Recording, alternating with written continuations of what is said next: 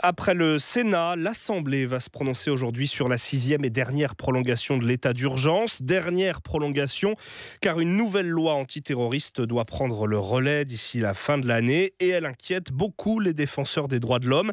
On en parle ce matin avec Christine Lazerge. Bonjour. Bonjour. Vous présidez la Commission nationale consultative des droits de l'homme. Vous vous apprêtez à rendre aujourd'hui un avis sur ce projet de loi antiterroriste.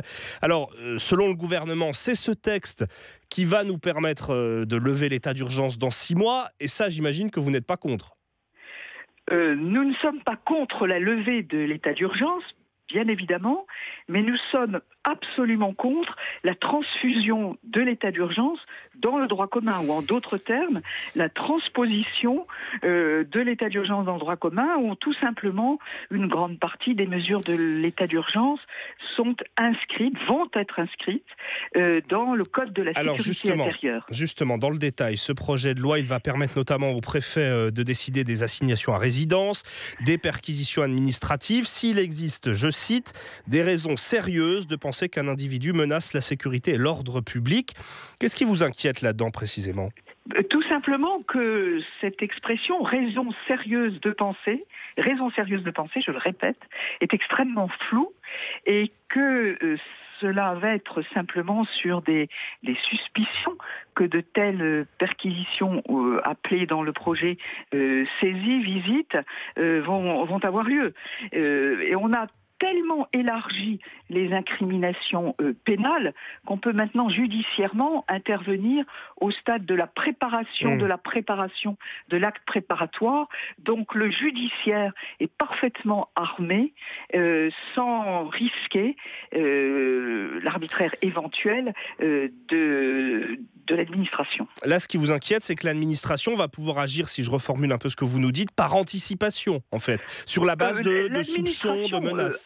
Est tout à fait légitime à intervenir en anticipation, en prévention, mais lorsqu'il n'y a pas de garantie a priori de ces interventions en prévention, pas de regard a priori, alors il va y en avoir un du juge des libertés sur les perquisitions, c'est tout de même dangereux d'attendre des recours éventuels devant le tribunal administratif a posteriori, ce qui existe déjà. Non mais en clair et en résumé, c'est le fait que le dispositif état d'urgence, qui est un état d'exception, devienne permanent, parce qu'il sera inscrit dans le droit commun, qui évidemment est d'une certaine façon scandaleux. Donc quand le ministre de l'Intérieur nous dit, je cite, que ce texte permet un véritable équilibre entre une nécessaire sécurité et la protection des libertés individuelles, vous répondez clairement qu'il se trompe. Non. On répond clairement non et on dit clairement c'est l'état d'urgence permanent. Donc c'est une illusion de penser que l'on met fin à l'état d'urgence. On met fin à l'état d'urgence pour le rétablir dans un texte, dans un code de droit commun. Mais la solution, c'est de le corriger, de l'amender, ce projet de loi, ou d'y renoncer tout simplement ? Est-ce qu'on a encore besoin de renforcer notre arsenal juridique contre cette menace ? Notre arsenal juridique est extrêmement complet. Et d'ailleurs, la loi du 3 juin 2016 l'avait déjà renforcé au fin précisément de pouvoir lever l'état d'urgence. Donc notre arsenal juridique est vraiment hyper complet et l'état d'urgence ou même le transfert des dispositions d'état d'urgence dans le droit commun est inutile, n'a plus d'effet, c'est totalement démontré. Beaucoup de gens le disent, beaucoup de personnes compétentes, d'anciens gardes des Sceaux, ce qu'on transfert dans le droit commun, c'est au fond une loi de 1955 qui est une loi des suspects en quelque sorte, et qui d'ailleurs n'est plus guère utilisée.